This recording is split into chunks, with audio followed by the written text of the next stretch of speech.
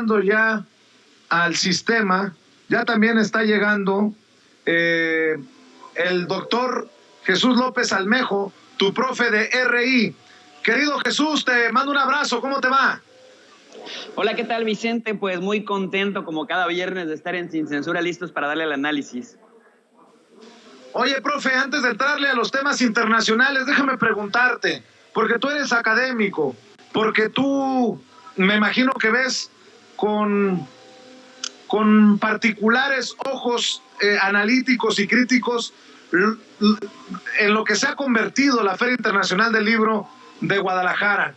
Ayer en una mesa en la que compartían Cuauhtémoc Cárdenas, Carmen Aristegui, de donde menos te imaginabas, salieron también golpes a la Cuarta Transformación, al presidente Andrés Manuel López Obrador. ¿Cómo ves esto que ha incluso transformado a muchos que van a despotricar contra el gobierno de la Cuarta Transformación, como el caso del ingeniero Cuauhtémoc Cárdenas? Esa sí no la veía venir. Bueno, en primer lugar quisiera empezar por el nivel de análisis general, Vicente. En efecto, la Feria Internacional del Libro se supone que tendría que ser una fiesta literaria, se supone que tendría que ser una fiesta del pensamiento crítico. Sin embargo, está convertida en un foro completamente anti-AMLO, en un foro que originalmente tendría que despertar las conciencias a partir de la literatura, del fomento de la cultura general, del fomento del conocimiento de nuestra América Latina. Pues es el segundo foro más importante del mundo en materia de libros, Vicente. Sin embargo, ¿qué es lo que vemos? Quien la preside es considerado en Jalisco como un poder fáctico, un cacique, al que, por cierto, los brillantes, nótese mis cercanos académicos de la Universidad de Guadalajara, que les encanta hablar de democracia participativa, de democracia progresista, de izquierda, del pensamiento del materialismo histórico, del pensamiento marxista, pues se quedan callados ante el poder fáctico de la Universidad de Guadalajara, que preside la Feria Internacional del Libro. El presidente López Obrador, Gerardo Fernández Noroña y otros, pues ya lo han dicho de manera contundente muchas veces. Raúl Padilla manda en Jalisco, no importa el gobernador que esté encima y no importa qué partido político gobierne. ¿Por qué es importante precisar esto? Porque es el principal impulsor que está conectado con la Feria Internacional del Libro, el principal impulsor que conecta a la Feria Internacional del Libro con los intelectuales orgánicos de este país. No es casual que Ricardo Anaya lo hubiera postulado para secretario de Cultura en caso de que Ricardo Anaya hubiera sido el ganador. Ahora, entonces ya desde ahí ya se entiende todo. Tanto gente de izquierda como de derecha, y de izquierda esta buena ondita, de la izquierda fifí, de la izquierda institucional, como de los ultraderechistas, como Krause, como Aguilar Camín y como el mismísimo Lorenzo Córdoba, que ya se anda candidateando para la presidencia, pues utilizan este foro, repito, que tendría originalmente que estar destinado al fomento de la cultura general y al pensamiento crítico, que tendría que empezar por hacerle una crítica a la manera tan antidemocrática en la que Raúl Padilla maneja la Universidad de Guadalajara, pues resulta que el único populista o el único autoritario al que voltean a ver es a López Obrador. Pero ahí te va una cosa muy importante.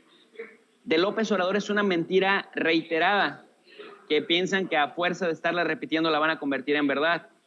De Raúl Padilla, aunque no lo mencionan, es una verdad que todos en Jalisco conocemos, pero que los universitarios de la UDG guardan silencio por temor a represalias. En ese sentido, querido Vicente, es importante señalar también que Cuauhtémoc Cárdenas era un comodín para los intereses de la derecha, y es un comodín en el sentido, amigo, de que es de esta izquierda que no incomoda, es de esta izquierda que se cuadra, es de esta izquierda que coadyuva a gobernar con la derecha.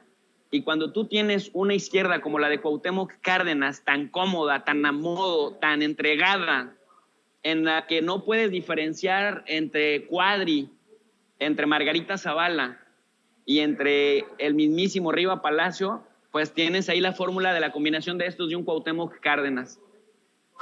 Y que se sigue empeñando en arrastrar su prestigio, por más que la prensa fifí, que piensan que la vida en México se vive en Twitter, pues se esfuerza en echar por la borda ¿no?, en despedazar la trayectoria que había venido construyendo, pero que ahora nos estamos dando cuenta que hacía parte de esta izquierda que le gusta a la derecha, la izquierda acomodada, acomoditicia, la izquierda que no representa un verdadero riesgo para tumbarles el poder, pero que es necesaria en una democracia como les gusta a ellos, a modo, Vicente, de la simulación. Pues qué cosas, profe, las que estamos viendo y de las que nos estamos enterando. Oye, profe, pues entrémosle a los temas internacionales. El presidente de Estados Unidos, Joe Biden, quiere aumentar los impuestos a los más ricos. A ver si el presidente Andrés Manuel López Obrador se anima y propone lo mismo acá en México. 1% de los más ricos de Estados Unidos concentran el 50% de la riqueza de Estados Unidos. 1%. Y esto se agudizó, querido amigo, en el momento en el que Ronald Reagan, un actor de Hollywood de California, llegó a ser presidente y que co-gobernó el mundo con otra neoliberal llamada Margaret Thatcher del Reino Unido. ¿Por qué menciono esto? Porque acá en México han querido ridiculizar cuando el presidente López Obrador critica al neoliberalismo. Y el neoliberalismo en Estados Unidos en la década de los años 80 y en el Reino Unido, que concluye pues a inicios de los años 90 con la formalización institucional exportada también a los organismos internacionales e institucionalizada y llevada a las diferentes regiones del mundo, principalmente con efectos concretos en América Latina. Este neoliberalismo sembró institucionalmente, incluso llevando a cabo reformas constitucionales en diferentes países del mundo, a que la desigualdad entre ricos y pobres se hiciera más grande. La lógica era que el Estado se supone que no intervenía en regular la economía y dejaba a su libre albedrío a las fuerzas del mercado. Acto número 3, cuando esas mismas fuerzas del mercado caníbales consumían a los empresarios que las impulsaban, entonces ahora sí pedían la intervención del Estado para que los rescatara, bajo la premisa, querido Vicente, de que cuando hay crisis, cuando hay fallas del mercado, porque así le llaman los hijos de la chingada, teorizan muy bonito, pero le llaman las fallas del mercado, entonces ahora sí el Estado tendría que entrar a subsanar dichas fallas y a ayudar a los empresarios, porque dicen ellos, para justificar sus grandes subvenciones y cómo maman de la teta del gobierno, que el gobierno les ayudara a fomentar con incentivos fiscales y con apoyos directos, sin retorno, a salir de sus quiebras derivadas de las supuestas fallas del mercado, porque si había finanzas sanas, si ellos estaban a salvo, entonces podrían generar empleo y podrían evitar las catástrofes institucionales que, Vicente, ni las arreglaron, ni las solventaron, pero lo que sí lograron hacer es que los ricos se hicieran más ricos y los pobres se hicieran más pobres y además creciera el número de pobres. En Estados Unidos, o sea, no estoy hablando todavía de México, pero de ahí surge la idea, de ahí se institucionaliza. Entonces, ahora que Joe Biden, que digamos, hay que ser sinceros, ha sido parte de este mismo sistema, parece que quiere retirarse de la política, parece que quiere cerrar, siendo el siguiente Franklin Delano Roosevelt con el New Deal 2.0.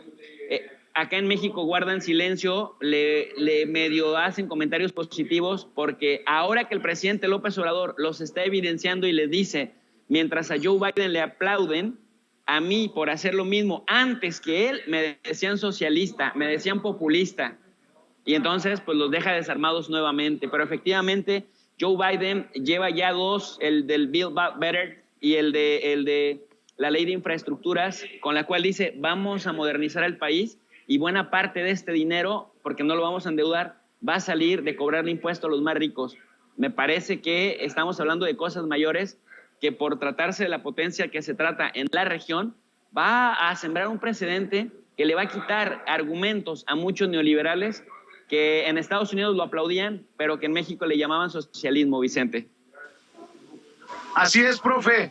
Y en otro tema que es importante hablar, porque además es uno de los temas que te mueven, este tema, para cerrar, profe, la discriminación islamofóbica republicana contra la congresista Ilhan Omar, de origen somalí, y hasta amenazas de muerte, tengo entendido, profe. Esto que se vive en la nación que va por el mundo buscando la democracia, buscando la igualdad y luchando, entre comillas, contra la discriminación y contra el racismo. Así las cosas en Estados Unidos, profe.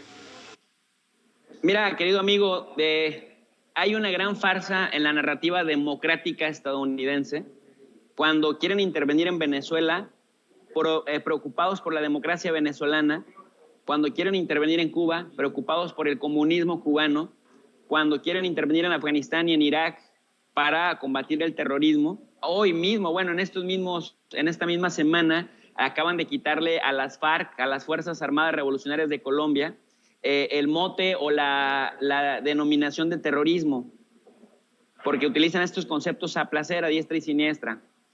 Pero al interior de su propio país, cuando sucedan este tipo de cosas, no ves una condena masiva que tenga consecuencias legales o por lo menos administrativas para gringos racistas, xenófobos, que promueven incluso la apología del odio, y que esto puede derivar en crímenes, ¿no? En atentados contra la integridad de la persona. Lauren Boebert es una congresista del Partido Republicano súper pro-Trump, muy apoyadora del presidente Donald Trump o del expresidente Donald Trump. Bueno, hace unos días hizo una broma pública en una fiesta de congresistas republicanos en donde decía que en alguna ocasión, que era tanta la amenaza terrorista de los musulmanes en Estados Unidos, que en una ocasión adentro del Congreso, al abrir el elevador, ella se asustó muchísimo cuando vio a una mujer que llevaba una hijab, un turbante, y dijo, yo eso lo percibí como una amenaza, pero ya cuando vi que era Ilhan Omar, al menos agradecí que no trajera una mochila, dando a entender, Vicente, que primero, si eres musulmán, tienes muchas posibilidades de ser terrorista. Y si eres musulmán, entonces tu sola presencia amenaza a los íntegros estadounidenses en ese país tranquilo en donde no se mueren tantas miles de personas cada mes por balas, en donde los principales autores son los mismos güeros, los mismos gringos, los mismos democráticos, preocupados, que son además pro vida, preocupados por la democracia y las libertades. Entonces, Ilhan Omar salió muy triste públicamente a decir, oigan, estamos teniendo un problema de islamofobia, están estigmatizando nuevamente a la comunidad islámica, y yo que soy gobierno, yo que soy congresista, directamente estoy siendo amedrentada por los colegas republicanos, pero también me están afectando públicamente. Entonces pidió una disculpa pública para Lauren Boebert, y Lauren Boebert lo único que le dijo, yo no me meto con la fe de nadie, pero yo no soy como tú de antisemita, antiestadounidense y antipolicía. De tal suerte que cuando colgaron en esa llamada, Ilhan Omar empezó a recibir llamadas de amenazas de muerte brutales, que le decían que le iban a despellejar viva, que le iban a sacar los ojos, que le iban a matar. Y Lauren Boebert, en lugar de solidarizarse, dijo, es que además es traidora a los intereses del pueblo. Es decir, le atizó más leña al fuego. Y esto pues nos recordó en aquella ocasión cuando Donald Trump le pedía a ella o a Alexandria Ocasio-Cortez que se fueran a su país, pero resulta que su país es Estados Unidos, y tan es Estados Unidos que por algo son congresistas. Si no fueran estadounidenses no hubieran podido postularse para un cargo de elección popular. Y además rayaron, Vicente, en lo absurdo, porque estas congresistas cristianas evangélicas como Lauren Boebert y la bancada republicana incluso fueron más lejos, pretendiendo que Rashida Tlaib, una congresista de origen palestino que es musulmana, e Ilhan Omar, esta congresista de origen somalí, volvieron a jurar, protestan del cargo, y que lo hicieron ante una Biblia cristiana. Vicente, imagínate esto en una democracia, tú que también conoces perfectamente el sistema político de Estados Unidos.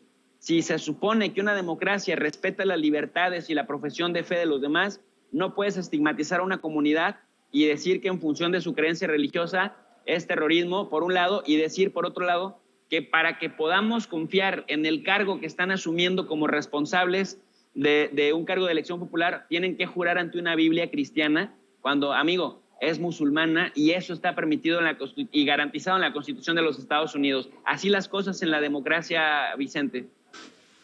Oye, profe, y para cerrar, si me permites, ¿tú ves en un futuro cercano algún conflicto alguna situación que no se pueda resolver entre México y Estados Unidos, porque mira, en la primera plana del periódico Milenio hablan de que México acuerda con Estados Unidos en migración, pero amaga con represalias económicas. El programa Quédate en México será reactivado el próximo lunes con entregas en 7 puntos de la frontera, pero hablan de posibles represalias económicas señaladas incluso por la propia secretaria de Economía, Tatiana Cloutier. No cabe duda, con mucho respeto lo digo, que hay medios de comunicación que intentan por todos lados de proyectar una relación conflictiva con Estados Unidos, una relación áspera. Yo no lo veo así. Obviamente me duele el regreso de este programa Quédate en México para los hermanos que buscan asilo en Estados Unidos, que tienen que ser regresados a México para esperar la decisión del juez, pero creo que es parte de las negociaciones binacionales, ¿no? Sin duda alguna es parte de una normalidad de relaciones tensas que históricamente se han tenido con Estados Unidos. ¿Cuál es la diferencia de lo que pasaba antes a lo que pasa ahora, Vicente? Con el presidente López Obrador especialmente. Antes te imponían las cosas y te daban muy poco a cambio. En una negociación hay que ceder en algo, aunque duela, porque finalmente para eso son las negociaciones, en aras de obtener otro satisfactor que te beneficia más. Me parece que el presidente López Obrador hace concesiones como esta, pero a cambio, mira, por ejemplo, Estados Unidos ha sido del país que más hemos recibido vacunas, 13 millones de vacunas. Por ejemplo, con Estados Unidos se ha logrado una cosa que anteriormente no sería posible pensarla. El hecho de que López Obrador pudiera recuperar la soberanía energética progresivamente, sin amenazas de saboteo de nuestra economía y sin amenazas incluso de una injerencia que pudiera derrocar el gobierno de López Obrador. Entonces, ¿ha permitido Estados Unidos la gobernabilidad en México? Sí.